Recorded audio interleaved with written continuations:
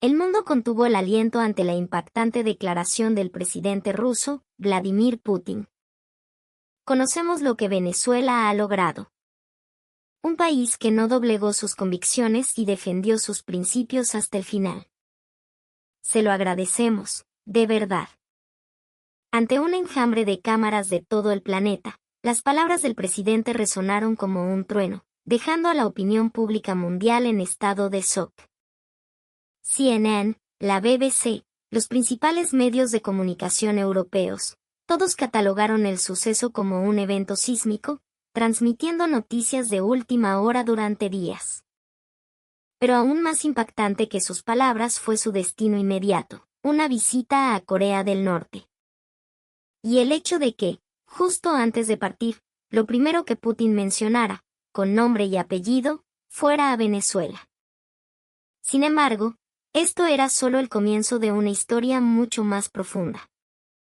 Un secreto asombroso, oculto durante 25 años en las entrañas de la relación entre Venezuela y Rusia. Ahora, todos los velos estaban a punto de ser rasgados. Mi nombre es Alexei Vasiliev.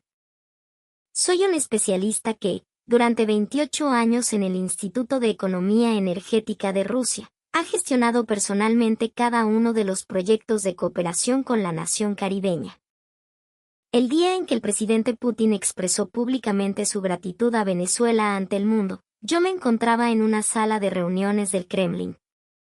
Fui el único experto en Venezuela que presenció aquel momento histórico en el lugar de los hechos. Eran las 3 de la tarde del 18 de junio de 2024. Una hora antes de que comenzara la rueda de prensa del presidente. De repente, el teléfono de mi oficina sonó con una violencia inusitada. Era una llamada de la Secretaría del Kremlin. El presidente desea verlo. De inmediato. Por favor, venga ahora mismo. La voz al otro lado de la línea estaba cargada de una tensión casi palpable. Mi corazón empezó a latir con una fuerza desbocada. En toda mi carrera como funcionario, las ocasiones en que me había reunido cara a cara con el presidente se podían contar con los dedos de una mano. Y una citación tan repentina solo podía significar una cosa: algo de suma gravedad estaba ocurriendo. ¿Acaso había surgido un problema con Venezuela? ¿O se trataba de alguna complicación inesperada relacionada con su visita a Pyongyang? Un torbellino de inquietudes asaltó mi mente. Al salir de mi oficina, mis colegas me miraron con una mezcla de preocupación y curiosidad. ¿Qué sucede, Alexei? ¿Te llamaron del Kremlin? No me digas que ha pasado algo con nuestros panas venezolanos. Solo pude encogerme de hombros y responder que no lo sabía. La verdad era que me encontraba en una absoluta oscuridad, sin la más mínima pista de lo que me esperaba. En el coche oficial que me llevaba hacia el Kremlin, mi mente viajó atrás en el tiempo, repasando los últimos 25 años. Recordé cada evento, cada proyecto, cada apretón de manos compartido con Venezuela desde la gran crisis financiera rusa de 1998. Cada pequeño paso de un camino que nos había traído hasta este instante. ¿Quién hubiera imaginado entonces que aquellos modestos comienzos nos conducirían a un momento de esta magnitud histórica? Atrapado en el denso tráfico de Moscú, mis pensamientos se volvieron aún más sombríos. ¿Y si Venezuela había cedido a la presión de Estados Unidos y había decidido unirse a las sanciones? ¿Y si, acorralada, había aceptado algún acuerdo con las petroleras occidentales a nuestras espaldas? La sola idea me oprimía el pecho. No, me decía, ese no es el carácter venezolano.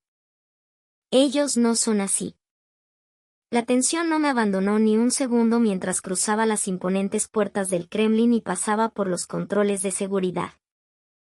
Los rostros de los guardias parecían más severos que de costumbre, como si todos en aquel lugar presintieran la inminencia de un acontecimiento trascendental. Finalmente, llegué ante la antesala del despacho presidencial. Una secretaria me indicó que esperara. 5 minutos. 10 minutos. El tiempo parecía haberse detenido, fluyendo con una lentitud exasperante. Sentía las palmas de las manos húmedas por un sudor frío. Entonces, la puerta se abrió. Al entrar en el despacho del Kremlin, el presidente Putin me recibió con una calidez inesperada. Vasiliev, tiempo sin verte. Hoy quiero que hablemos de la situación en Venezuela. Su primer comentario fue mucho más sereno de lo que había anticipado. Sin embargo, supe de inmediato que detrás de esa amabilidad se ocultaba una decisión de enorme peso. Me invitó a sentarme en un sofá y me ofreció una taza de té. En la rueda de prensa de hoy haré un anuncio importante. Un anuncio que concierne a Venezuela. Pero antes, quiero escuchar tu opinión. Quiero que me hables con franqueza, como el experto que ha observado a ese país durante un cuarto de siglo. Lo que vino a continuación me dejó sin aliento. La pregunta que salió de sus labios fue directa y demoledora. Respóndeme con honestidad, Vasiliev. ¿Es Venezuela realmente nuestra aliada? ¿O es solo una fachada? Todas las naciones occidentales nos han dado la espalda. ¿Puedes asegurarme que Venezuela es diferente? ¿Su solidaridad es genuina o es un mero cálculo político? Por un instante, me quedé sin palabras. No era una simple pregunta. Era el momento en que el presidente Putin iba a emitir su juicio final sobre Venezuela. Me encontraba en el filo de la navaja. Mi respuesta podría determinar el futuro de las relaciones entre nuestros dos países. No podía creer que estuviera siendo partícipe de una encrucijada tan decisiva. Respiré hondo y, con voz serena, respondí, señor presidente. He observado a Venezuela durante 25 años. Los venezolanos no son un pueblo que se mueva por cálculos fríos. Son un pueblo que se mueve por el corazón. Y le aseguro que ese corazón es auténtico.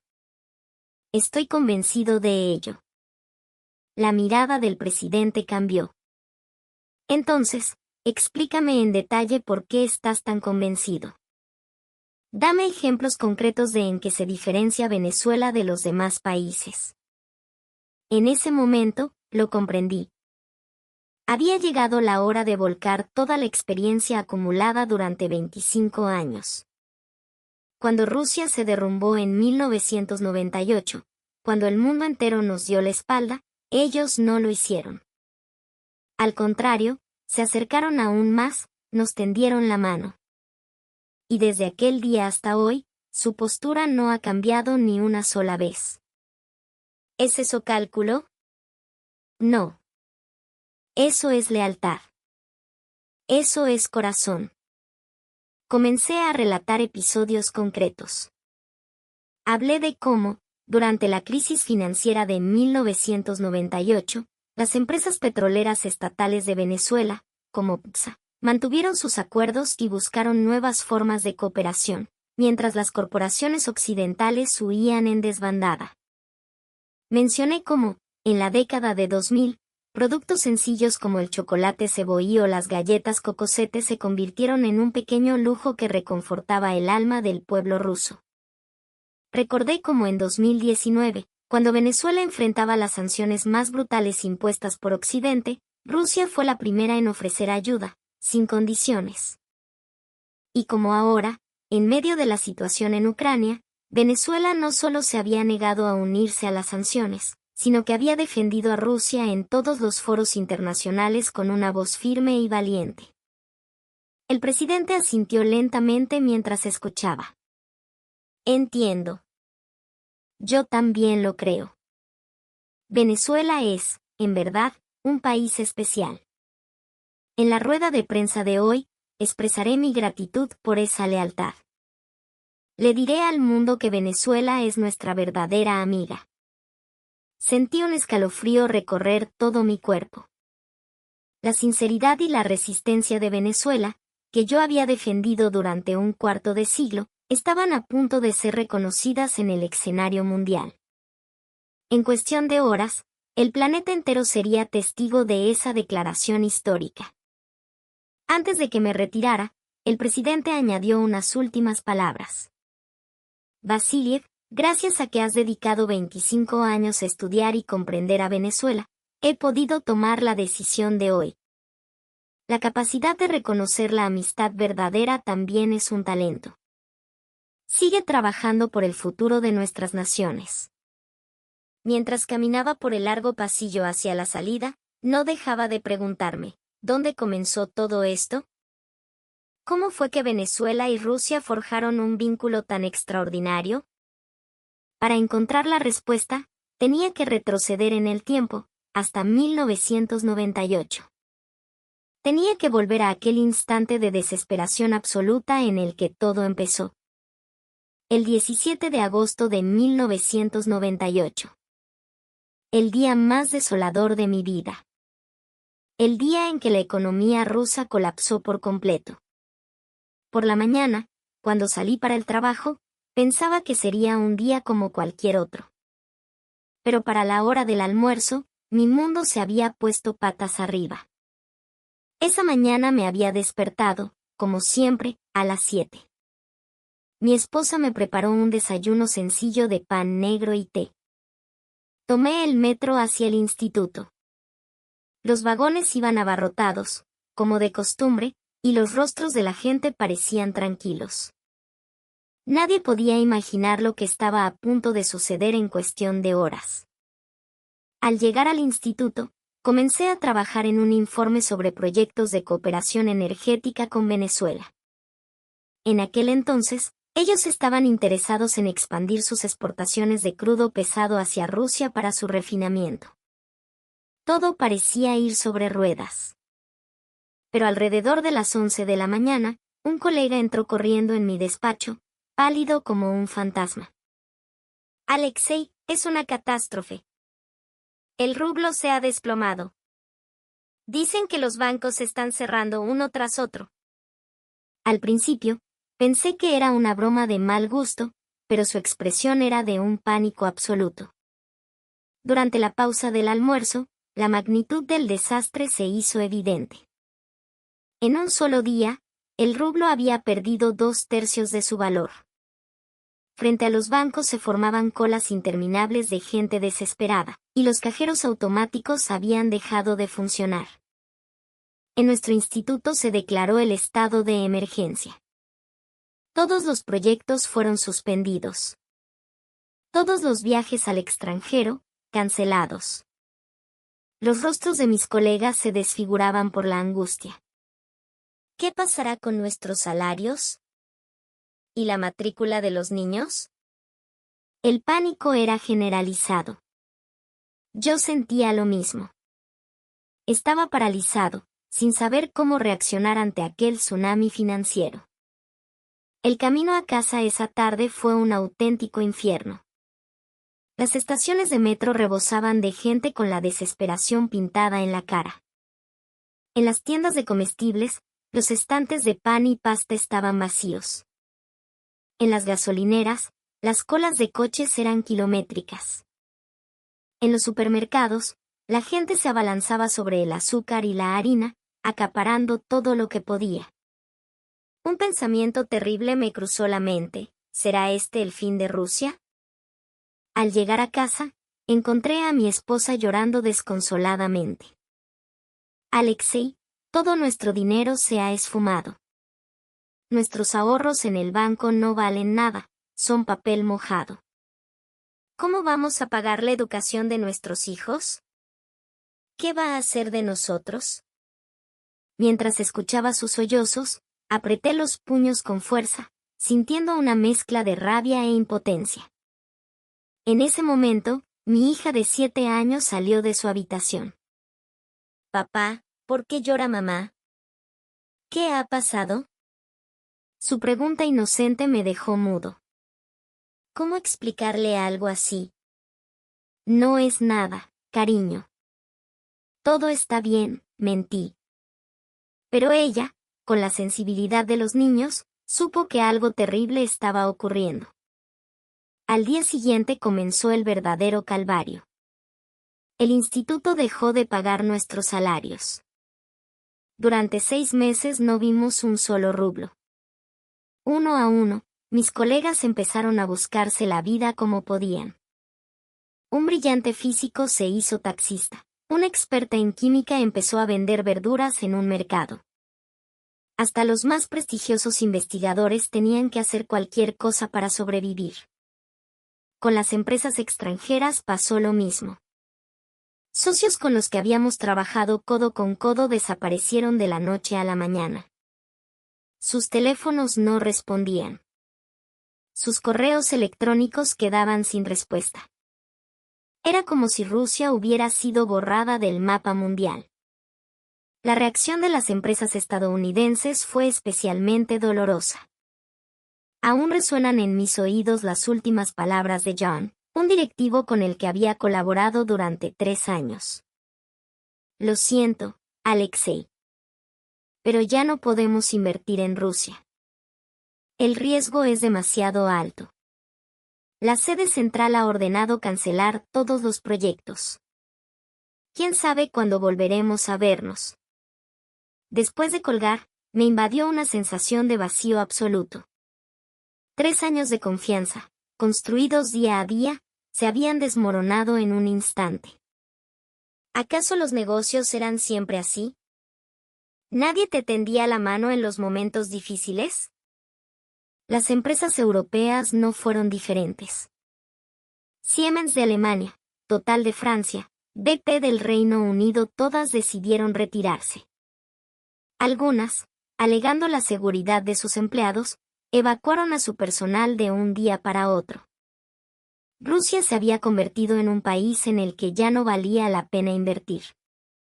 En medio de esa desolación, cada mañana, camino al trabajo, observaba una escena que me desconcertaba. Mientras todas las naciones hacían las maletas y se marchaban, un solo país permanecía. Era Venezuela.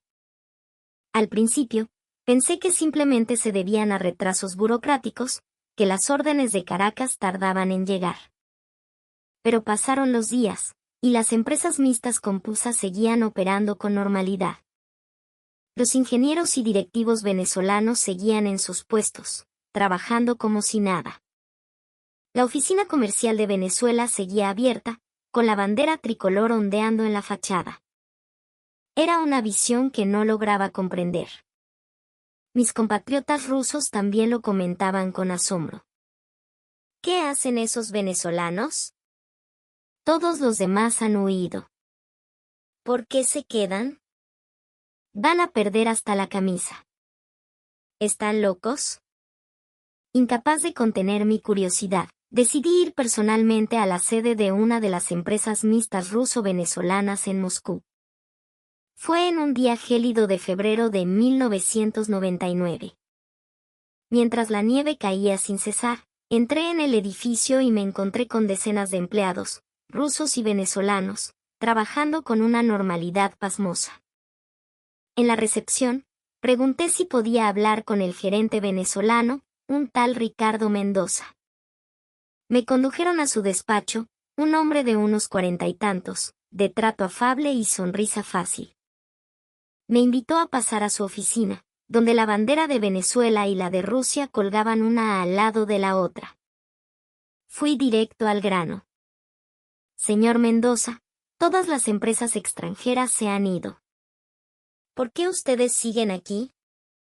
¿No están acumulando pérdidas enormes? ¿Qué dice su gobierno? Su respuesta destrozó por completo mis esquemas. Mire, pana, dijo, con un tono cálido y cercano. Nosotros no vinimos aquí solo por el billete. Vinimos con la idea de construir un futuro juntos, con Rusia. No vamos a abandonar el barco ahora solo porque las cosas se pongan feas. Es en los momentos difíciles cuando se demuestra quiénes son los verdaderos amigos, ¿no cree? Sus palabras me llegaron al alma. Había conocido a muchos extranjeros en mi vida, pero nunca a nadie que hablara así. Mientras todos hablaban de beneficios y pérdidas, este hombre hablaba de futuro. Mientras todos huían, él afirmaba con rotundidad que se quedaban. Y continuó, el pueblo ruso es un pueblo noble, inteligente. Tienen un nivel educativo altísimo, una capacidad técnica impresionante. Esta crisis, por muy dura que sea, pasará. Y cuando pase, queremos que recuerden que estuvimos aquí, echándole pichón con ustedes. Nosotros confiamos en Rusia. Venezuela también ha pasado por momentos muy duros. Y recordamos a los que nos ayudaron. Creemos que ahora nos toca a nosotros arrimar el hombro. De vuelta a casa ese día, mi cabeza era un hervidero de pensamientos. ¿Qué clase de país era Venezuela? ¿Por qué tomaban decisiones tan distintas a las de los demás? Su elección parecía una locura desde el punto de vista financiero. ¿Pero era realmente la elección equivocada? Las palabras de Ricardo Mendoza resonaban una y otra vez en mi mente. Al llegar a casa, le conté a mi esposa lo que había pasado. Los venezolanos son gente increíble. Mientras todos los demás salieron corriendo, ellos se quedaron. Creen en nosotros. Mi esposa, conmovida, me respondió, qué suerte que existan países así. Es una bendición. Pasarían años antes de que comprendiera la verdadera sabiduría de aquella decisión. Años antes de que el mundo viera los asombrosos resultados que produjo esa apuesta por la lealtad. Pero en aquel momento, una cosa me quedó clara, Venezuela era, sin duda, un país diferente. Y esa diferencia, para nosotros, se había convertido en un faro de esperanza. En 2001, cuando la economía rusa empezaba a dar tímidos signos de recuperación, mi esposa me dio la noticia de que estaba embarazada. Durante los 3 años anteriores, la precariedad económica nos había obligado a posponer la idea de tener un hijo. Por fin, una luz de esperanza se abría en nuestro camino. Llevábamos 5 años casados y anhelábamos formar una familia. Pero desde la crisis de 1998, la vida había sido demasiado inestable. Mi sueldo llegaba con meses de retraso y a mi esposa le resultaba imposible encontrar trabajo. Traer un niño al mundo en esas circunstancias nos parecía una irresponsabilidad. Pero en 2001, la situación comenzó a mejorar lentamente. Putin había llegado al poder, se iniciaron reformas económicas y los precios empezaron a estabilizarse. Mi salario por fin se regularizó. Fue entonces cuando mi esposa me anunció su embarazo. Sin embargo, su alegría se vio empañada por unas náuseas matutinas terribles. Vomitaba todo lo que comía, apenas podía retener nada en el estómago. El médico dijo que era una combinación de estrés y desnutrición, algo común al principio del embarazo, pero su estado era grave, con más de 10 episodios de vómitos al día. ¿Pueden imaginar mi desesperación?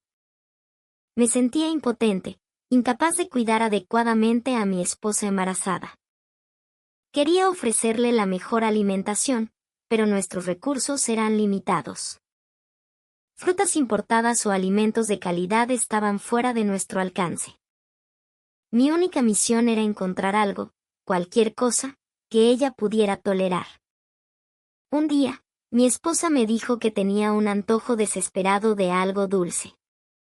Recorrí los supermercados cercanos y compré todo tipo de dulces que pude encontrar, desde los tradicionales pasteles rusos hasta chocolates importados de Europa. Pero ella no podía soportar ni el olor, todo le provocaba náuseas. Estaba al borde de la desesperación cuando, en un rincón de un supermercado, encontré una pequeña sección de productos venezolanos. Había galletas Cocosete, chocolate cebollí y unas barquillas rellenas de chocolate y avellana llamadas pirulín.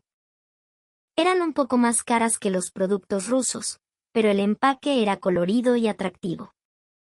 Con escepticismo, compré una lata de pirulín.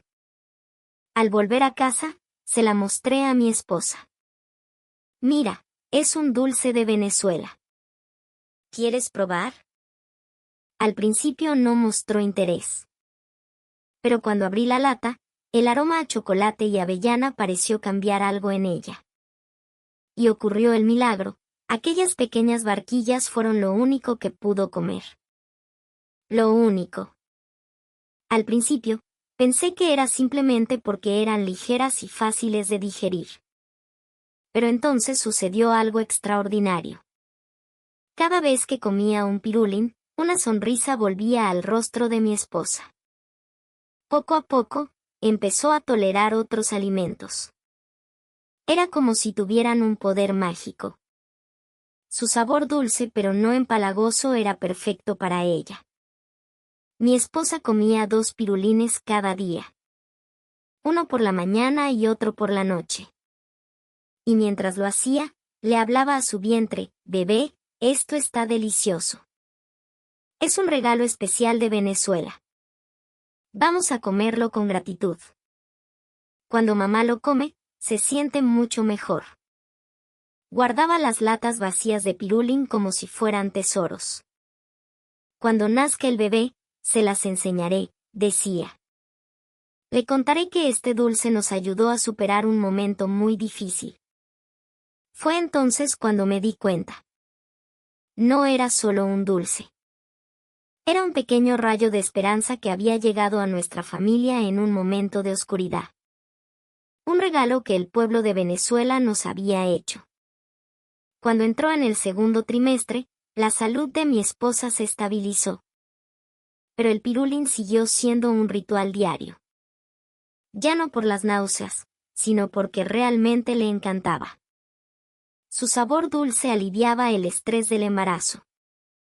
Cuando nació nuestro hijo, quisimos ponerle un nombre que rindiera homenaje a Venezuela, pero no encontramos uno ruso que encajara.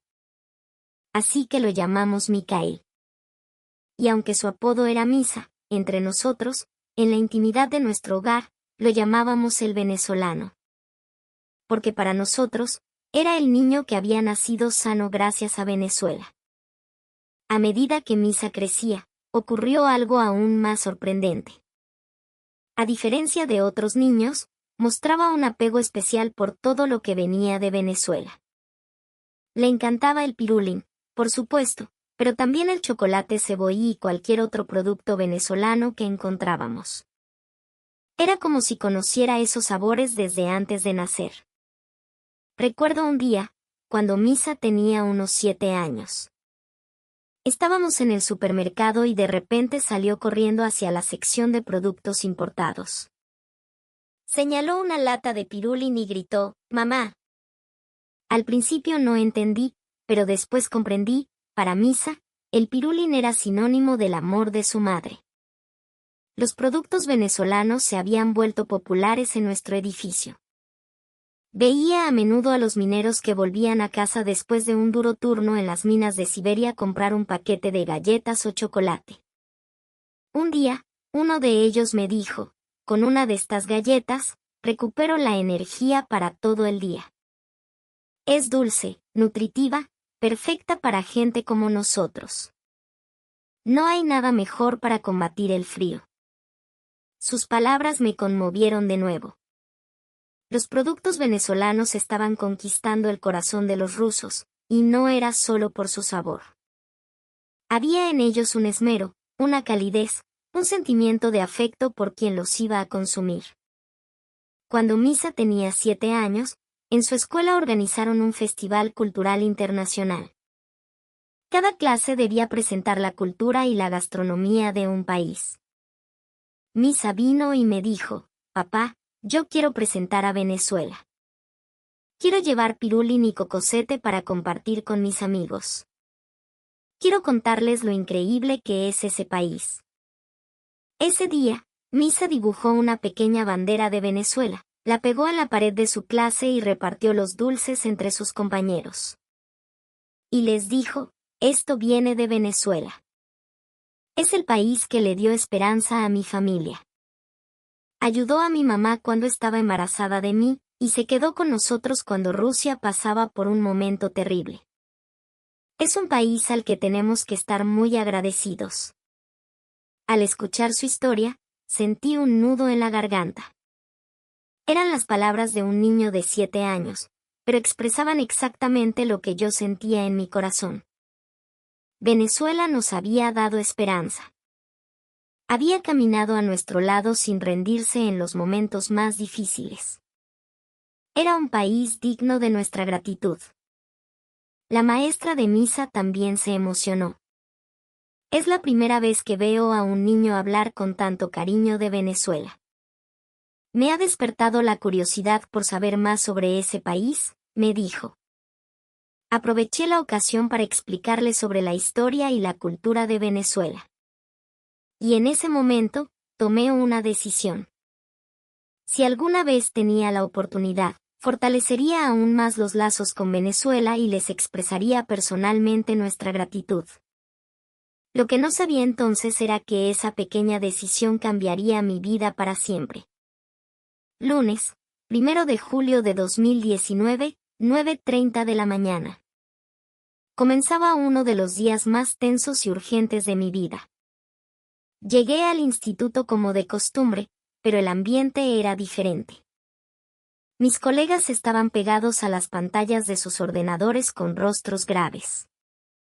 Ese día teníamos una reunión crucial sobre la importación de crudo venezolano, para discutir la extensión de contratos a largo plazo entre Gazprom y PSA. Se suponía que todo iría bien. Pero de repente, un colega se acercó a mi mesa y gritó, «Alexei, es terrible. Estados Unidos le ha declarado la guerra económica a Venezuela. Acaban de anunciar un embargo total a su industria petrolera». La noticia era demoledora. Estados Unidos anunciaba sanciones que prohibían a cualquier empresa del mundo hacer negocios con el sector energético venezolano. Sin acceso a tecnología, repuestos y mercados financieros, la industria petrolera de Venezuela, el corazón de su economía, estaba condenada al colapso. Comprendí de inmediato la gravedad de la situación. Venezuela era uno de los mayores productores de petróleo del mundo. Si su producción se detenía, el impacto en el mercado global sería catastrófico, afectando los precios de la gasolina, el transporte y la industria en todo el planeta. La reacción de mis colegas fue unánime: esta vez Venezuela está acabada. Sin la tecnología occidental, no podrán mantener su producción. Por mucho petróleo que tengan, si no pueden sacarlo ni venderlo, no sirve de nada. Esta vez ni siquiera nosotros podremos ayudarlos mucho. Todos daban por sentada la derrota de Venezuela. Las noticias confirmaban los peores presagios. No era solo un embargo, era un bloqueo total. Cualquier empresa, de cualquier país, que comerciara con PSA sería sancionada por el Departamento del Tesoro de EGE. Era, de facto, una sentencia de muerte económica. Sin embargo, lo que sentí en mi pecho fue una extraña mezcla de rabia y determinación. ¿Por qué el mundo permitía esto? Usar la economía como un arma de guerra de esa manera era una cobardía. Recordar la lealtad que Venezuela nos había mostrado en 1998 hacía que mi indignación fuera aún mayor. Durante la pausa del almuerzo, me acerqué discretamente a mi director. ¿No hay nada que podamos hacer para ayudarlos? Nosotros tenemos tecnología de extracción, tenemos experiencia. Mi director me miró con una sonrisa amarga. Tenemos la tecnología, Alexei, pero no toda la que necesitan para su tipo de crudo. Pero no podemos rendirnos. Esa misma tarde, el director convocó una reunión de emergencia. El único punto en la agenda era la situación de Venezuela. En la sala se congregaron los mejores expertos en ingeniería y geología petrolera. Todos tenían una expresión sombría. Un experto tomó la palabra: este embargo es una clara represalia política. Es una violación flagrante del derecho internacional. Debemos encontrar la manera de ayudar a Venezuela. Otro colega añadió: Venezuela es el país que se quedó con nosotros en 1998 cuando estábamos en la ruina. Ahora nos toca a nosotros devolverles el favor. Debemos invertir en desarrollar la tecnología que necesitan. Llevará tiempo, pero podemos apoyarlos. Yo no podía quedarme de brazos cruzados. Esa tarde, al volver a casa, hablé con Misa. Misa, Venezuela está enfrentando una dificultad enorme. Una gran potencia les está haciendo algo terrible. ¿Tú entiendes lo que esto significa? No hay algo que podamos hacer. Venezuela es un país muy importante para nosotros. Las palabras de mi hijo reafirmaron mi convicción. Papá, tenemos que ayudarlos. Ellos nunca nos abandonarían. Tenía que haber algo que yo pudiera hacer. Pasé la noche en vela, revisando documentos y buscando cualquier resquicio, cualquier posibilidad. A la mañana siguiente, a las 8 en punto, recibí una llamada urgente de mi director. Alexei, ven al instituto de inmediato. El gobierno ha convocado una reunión de emergencia. Van a tomar una decisión importante sobre Venezuela. Su voz sonaba excitada. Al llegar, ya había representantes de varios ministerios, energía, industria, asuntos exteriores e incluso un enviado del Kremlin. Una reunión tan precipitada era algo excepcional. En la sala de conferencias flotaba una tensión casi eléctrica. El viceministro de Energía abrió la sesión. Camaradas, las sanciones contra Venezuela no son un problema bilateral. Son un acto de terrorismo económico que desestabiliza todo el mercado energético mundial. Nos oponemos a estas sanciones unilaterales y debemos encontrar la forma de apoyar a nuestros socios venezolanos. Me quedé atónito. Nunca había visto al gobierno ruso actuar con tanta rapidez y determinación.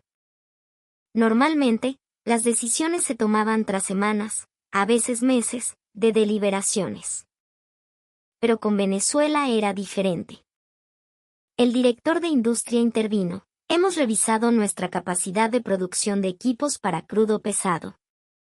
Adaptarlos a las especificaciones venezolanas llevará tiempo, pero no es imposible. Si asignamos un presupuesto de emergencia, podemos acelerar el desarrollo tecnológico. Estamos listos para ofrecerles el máximo apoyo si así lo desean. El representante de Exteriores también se mostró proactivo. La comunidad internacional ve con simpatía la resistencia de Venezuela. Si les tendemos la mano ahora, será un punto de inflexión en nuestras relaciones. Es el momento de consolidar 25 años de confianza. Finalmente, el enviado del Kremlin sentenció, el presidente sigue este asunto con gran interés.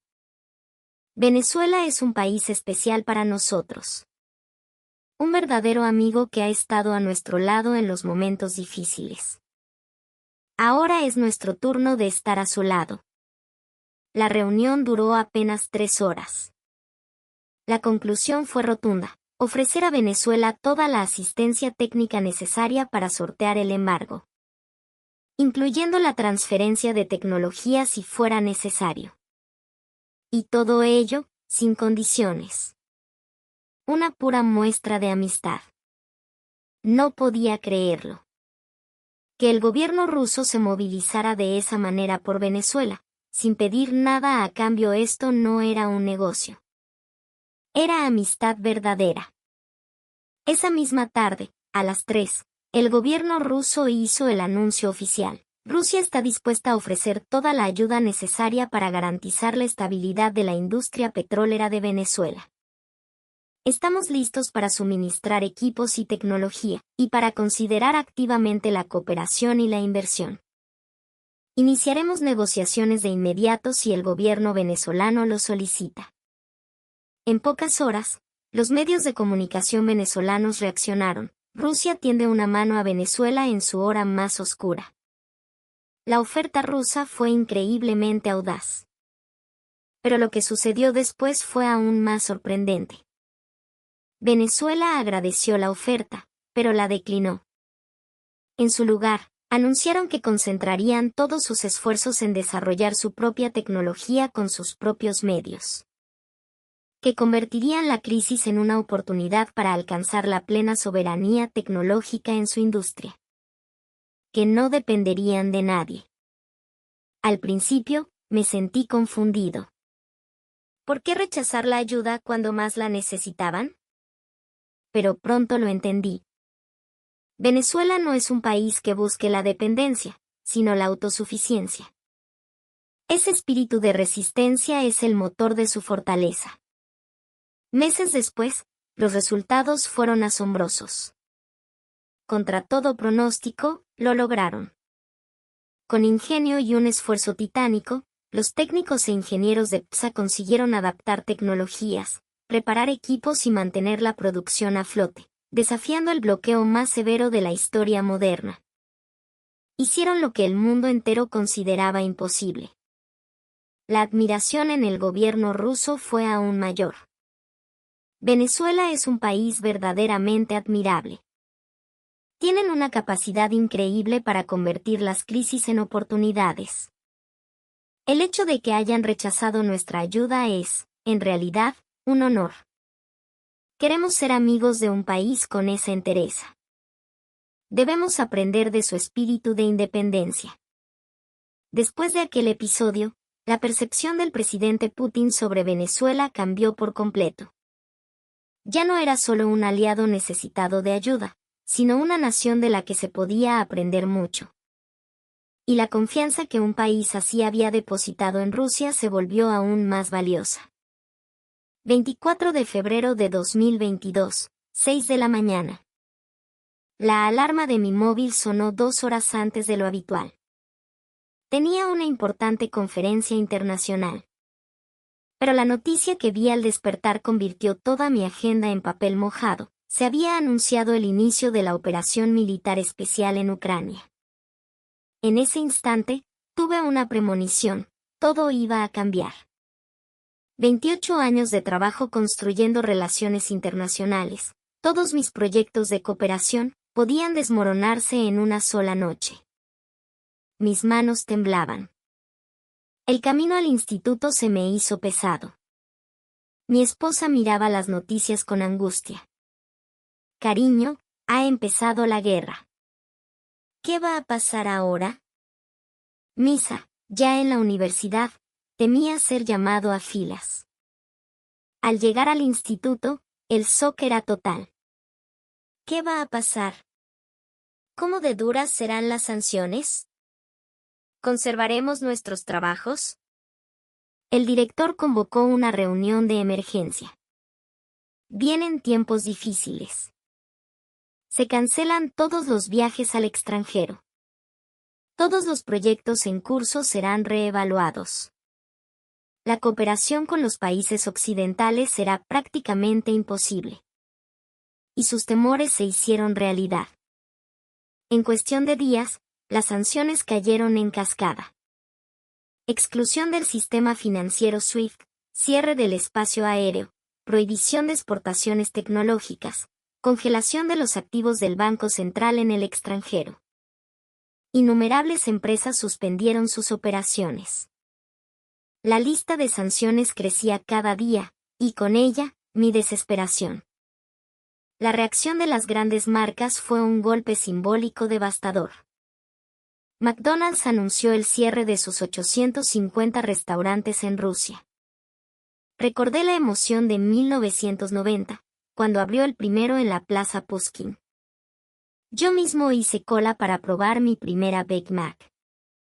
Después de 32 años, una retirada total. Starbucks, Coca-Cola, Pepsi, marcas que habían acompañado la vida de los rusos durante 3 décadas, se marchaban una tras otra. Apple y Microsoft suspendieron sus servicios. De la noche a la mañana, sentí que Rusia había quedado aislada del mundo. Misa, mi hijo universitario, estaba completamente abatido. ¿De verdad es el fin, papá? ¿Estamos solos? Parece que el mundo entero nos ha abandonado. Lágrimas asomaron a los ojos de aquel joven de 20 años. Yo me sentía igual. Mis artículos eran rechazados de las revistas académicas internacionales, mis viajes cancelados, mi red de contactos en el extranjero, construida durante 25 años, cortada de raíz. El contacto con mis colegas de Estados Unidos, Europa e incluso algunos países asiáticos se había desvanecido. Me sentía completamente aislado. Pero entonces, algo extraño empezó a suceder. Mientras un país tras otro nos daba la espalda, Venezuela actuó de forma diferente. Por supuesto, como nación soberana, llamaron a la paz y al diálogo.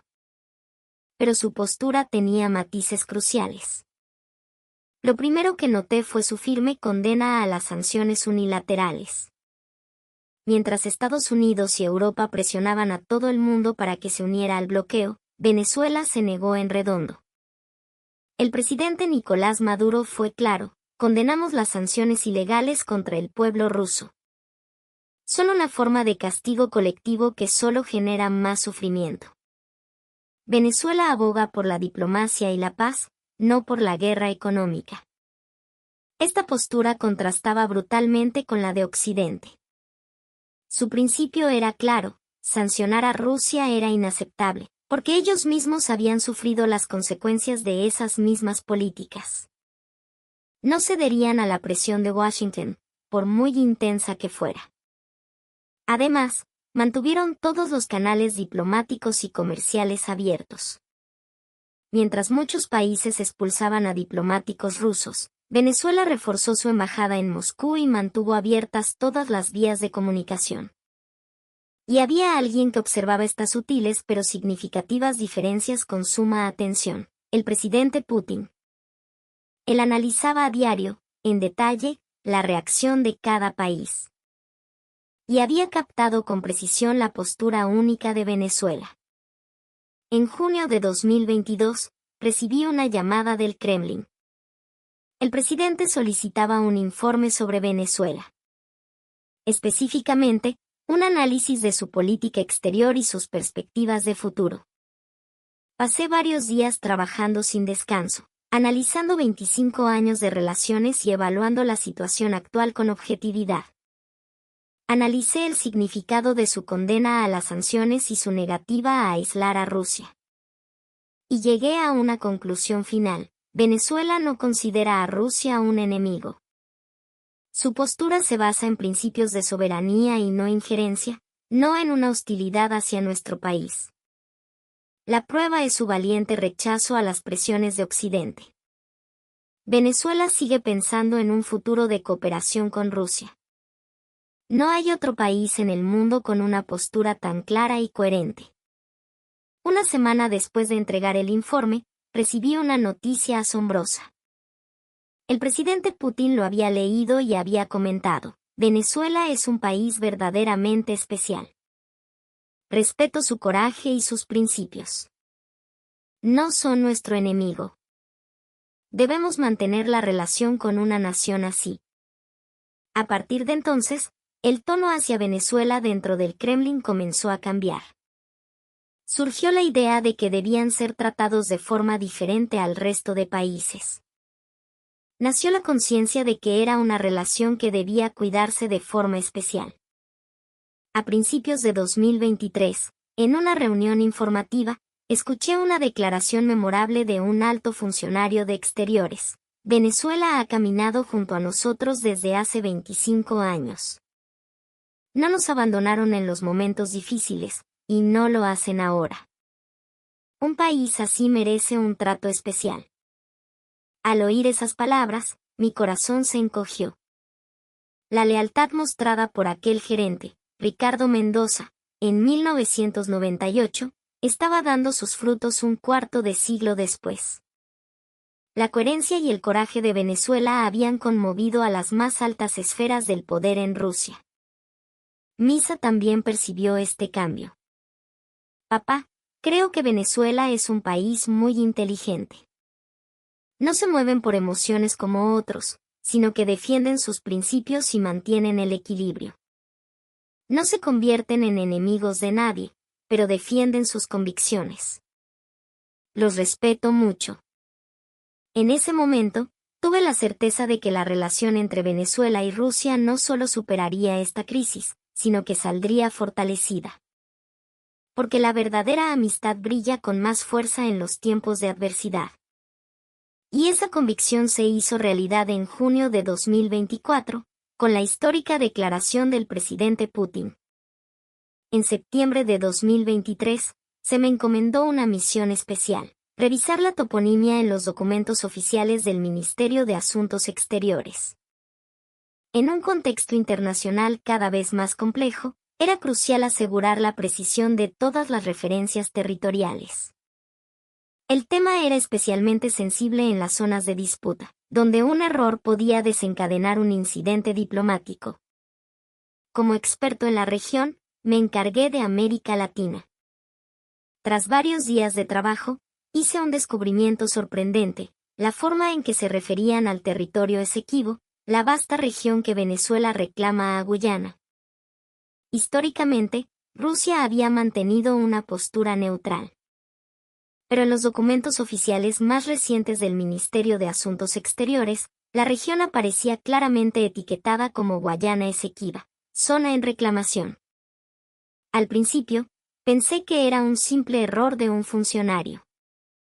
Pero al investigar más a fondo, descubrí que se trataba de una decisión deliberada. Desde 2019, el ministerio había decidido adoptar oficialmente la denominación venezolana. Y lo más asombroso era que la decisión se había tomado al más alto nivel. No era el juicio de un burócrata, sino una política oficial aprobada por el propio ministro. Esto tenía una importancia capital. Pregunté a Sergei, el director del Departamento para las Américas, sobre el motivo. Su respuesta fue clara y directa: respetamos los hechos históricos. La reclamación de Venezuela sobre el Esequibo está fundamentada en el Acuerdo de Ginebra. La postura de Guyana se basa en un laudo arbitral fraudulento de la era imperialista. Rusia siempre se pone del lado de la justicia.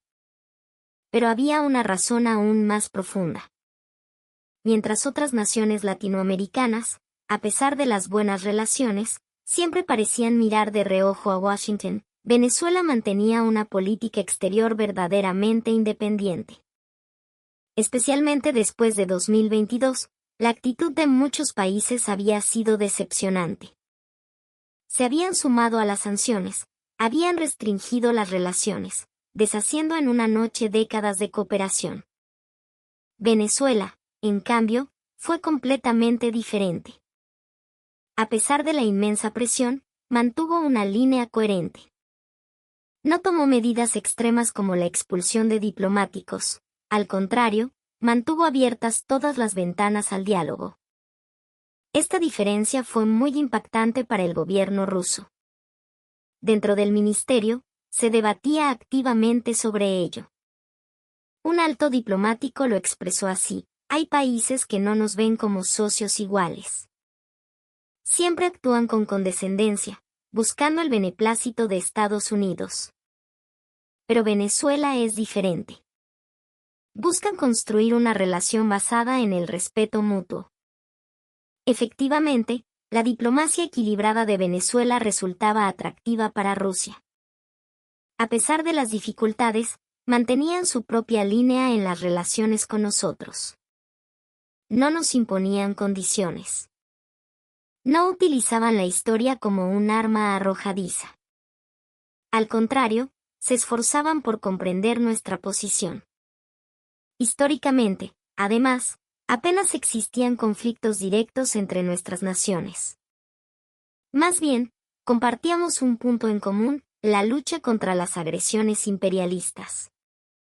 A finales de 2023, el presidente Putin hizo una declaración reveladora en su rueda de prensa anual. Cuando le preguntaron quién era el verdadero socio de Rusia en América Latina, respondió: cooperamos con todos los países, pero las relaciones más sostenibles son aquellas basadas en el respeto mutuo. Venezuela es una nación que desea una relación así, sin imposiciones ni condiciones. Al escuchar esas palabras, comprendí el verdadero significado de la decisión sobre el Esequibo. No era solo el apoyo en una disputa territorial. Era un mensaje claro: reconocemos a Venezuela como un socio estratégico y verdadero. Era la manifestación de una voluntad de construir un futuro juntos. Misa, que ahora estudiaba relaciones internacionales, también percibió este cambio. Papá, parece que Rusia ha elegido a Venezuela. Han decidido que son un socio más confiable. Lo del Esequibo es solo el principio. Verás cómo vendrá una cooperación mucho mayor. Tenía razón. Tras la decisión sobre la toponimia, la actitud de Rusia hacia Venezuela cambió notablemente. El apoyo en foros internacionales se hizo más explícito, y la cooperación económica se intensificó. Y finalmente, en junio de 2024, llegó la declaración histórica de Putin. La expresión pública de gratitud a Venezuela. Era la cúspide de una nueva relación que había comenzado con una decisión sobre un mapa, la confirmación final de que Venezuela era reconocida como un verdadero pana. 18 de junio de 2024, 4 de la tarde. Despacho presidencial del Kremlin. Estaba viviendo el momento más tenso de mis 28 años de carrera. Nadie sabía con exactitud qué iba a decir el presidente Putin en la rueda de prensa que comenzaría en una hora. Parecía más tranquilo que de costumbre, pero en su calma se percibía una determinación inquebrantable. Se notaba en el aire que había ordenado todos sus pensamientos sobre Venezuela, acumulados durante 25 años, y tomado una decisión trascendental. El hecho de que esta reunión se convocara justo antes de su visita a Corea del Norte era muy significativo. A un día de su cumbre con Kim Jong-un, ¿por qué llamar al experto en Venezuela? Un temor cruzó mi mente: ¿iba a utilizar su acercamiento a Pyongyang como pretexto para reordenar sus relaciones y distanciarse de Caracas? Mientras caminábamos por el pasillo hacia la sala de prensa, el presidente se volvió hacia mí y dijo: Vasiliev, la historia se está moviendo. Es hora de mostrarle al mundo nuestros verdaderos sentimientos hacia Venezuela. El momento que hemos esperado durante 25 años finalmente ha llegado. Es hora de decir claramente qué significa ese país para nosotros. Sus palabras me tranquilizaron. Comprendí que su intención no era abandonar a Venezuela, sino, por el contrario, resaltar su carácter excepcional. Fue una decisión asombrosa. En la diplomacia, normalmente, elegir un bando significa sacrificar al otro. Pero Putin estaba a punto de tomar un camino diferente. La sala de prensa estaba abarrotada con periodistas de todo el mundo. CNN, BBC, CCTV de China, y por supuesto, todos los grandes medios venezolanos y latinoamericanos. Todos esperaban preguntas sobre su visita a Corea del Norte. Pero el presidente comenzó su intervención con unas palabras que nadie esperaba. Antes que nada, quiero decir algo. Recientemente, se ha especulado que, debido a nuestro acercamiento a Corea del Norte, nos volveremos hostiles hacia Venezuela. Eso es un completo error. Venezuela no es enemiga de Rusia. Venezuela es, para nosotros, una amiga insustituible. La sala quedó en un silencio sepulcral. Todos contuvieron la respiración, esperando las siguientes palabras del presidente. Mi corazón latía con fuerza. Intuí que algo increíble estaba a punto de suceder. Venezuela no se ha unido a las sanciones en nuestra contra. A pesar de la enorme presión de Estados Unidos y Europa, no han doblegado sus principios. No podemos sino reconocer esta postura digna e independiente de Venezuela. Es un país que no se quiebra ante la presión de las grandes potencias. Esta es la prueba de que Venezuela es una nación verdaderamente soberana. En ese instante, sentí un escalofrío recorrer mi cuerpo. Por primera vez, estaba presenciando al presidente de Rusia expresar su gratitud a Venezuela ante el mundo entero. No eran meras palabras diplomáticas. Era una confesión sincera de la confianza construida durante un cuarto de siglo. El presidente continuó: Venezuela y Rusia somos naciones que compartimos una visión del mundo multipolar. Históricamente, no hemos tenido grandes conflictos. Al contrario, nos hemos desarrollado apoyándonos mutuamente. Cuando sufrimos la crisis financiera de 1998, Venezuela fue de los pocos que se quedaron a nuestro lado. Valoramos enormemente una relación así.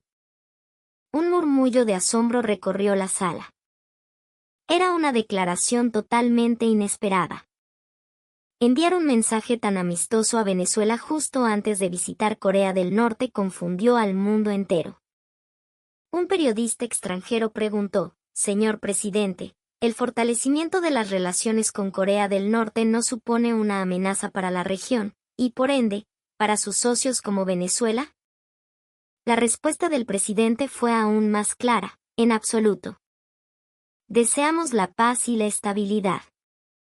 Nuestra cooperación con cualquier país tiene ese objetivo y no está dirigida contra nadie. Venezuela es nuestro socio y amigo desde hace muchos años. Corea del Norte y Venezuela tienen significados diferentes para nosotros. Entonces, un periodista venezolano se puso en pie y preguntó: Señor presidente, ¿cómo considera usted a Venezuela? El presidente pensó por un momento y respondió: Venezuela es un país con principios. Un país capaz de defender sus propias convicciones mientras respeta a las demás naciones. Un país que no cede a la presión de las superpotencias y juzga con la razón, no con la emoción. Un país así no puede ser tratado a la ligera. Reconocemos a Venezuela como una nación digna y soberana. Otro periodista insistió: pero Venezuela sufre un bloqueo por parte de Estados Unidos. ¿Aún así piensa de esa manera? La respuesta del presidente fue aún más impactante: que un país sea aliado de otro no significa que deba obedecer ciegamente todo. Venezuela ha demostrado que es un país con criterio propio, que mantiene una relación independiente con nosotros. Es precisamente ese pensamiento autónomo lo que convierte a Venezuela en un socio aún más confiable. Cuando terminó la rueda de prensa, yo estaba en un estado de euforia total. Después de 28 años como experto en Venezuela, estaba presenciando el momento con el que siempre había soñado, el instante en que Rusia y Venezuela se convertían en verdaderos socios a los ojos del mundo. Mi teléfono no paraba de sonar. Eran llamadas de los medios venezolanos. Todos me preguntaban por el significado de las palabras del presidente. Respondí con total convicción: esta es la sinceridad de Rusia. Es la expresión de gratitud por 25 años de confianza y coherencia por parte de Venezuela. Las relaciones entre nuestros países entrarán en una dimensión completamente nueva. Una relación especial, diferente a cualquier otra. Esa noche, al llegar a casa, le conté a Misa: hoy he sido testigo de un momento verdaderamente histórico. El presidente Putin ha expresado su gratitud a Venezuela ante el mundo entero. Aquel vínculo que empezó con una lata de pirulín que tu madre compró hace 25 años ha dado este fruto. Venezuela es un país realmente especial. Misa, conmovido, me dijo: papá, Venezuela es un país admirable. No se hace enemigo de nadie, pero defiende sus principios. Un país así es un país verdaderamente fuerte. Rusia tiene que aprender de Venezuela a hacer diplomacia con la razón, no con las emociones. Esa noche no pude dormir. Todos los momentos, desde 1998 hasta 2024, pasaron por mi mente. Las empresas venezolanas que se quedaron durante la crisis. La calidez de un simple pirulín que conquistó el corazón de los rusos. La rápida mano tendida cuando Venezuela sufría las sanciones. La valentía de mantener una línea propia en la situación de Ucrania. Todo se conectaba para dar a luz este momento. comprendí que la verdadera diplomacia no se hace con cálculos, sino con el corazón. Y que Venezuela era el país que había practicado esa diplomacia. Que había tardado 25 largos años en demostrar su sinceridad. Tras la histórica declaración del presidente Putin, mi visión de Venezuela adquirió una nueva perspectiva. A lo largo de 25 años en la diplomacia, he visto a muchos países, pero nunca a uno como Venezuela. Ahora estoy convencido de por qué es un país tan especial. Y lo que más me asombra es su coherencia. En la crisis de 1998, en las sanciones de 2019, en la situación de Ucrania de 2022, Venezuela siempre se ha aferrado a los mismos principios: respetar al otro, buscar la cooperación y evitar las decisiones extremas.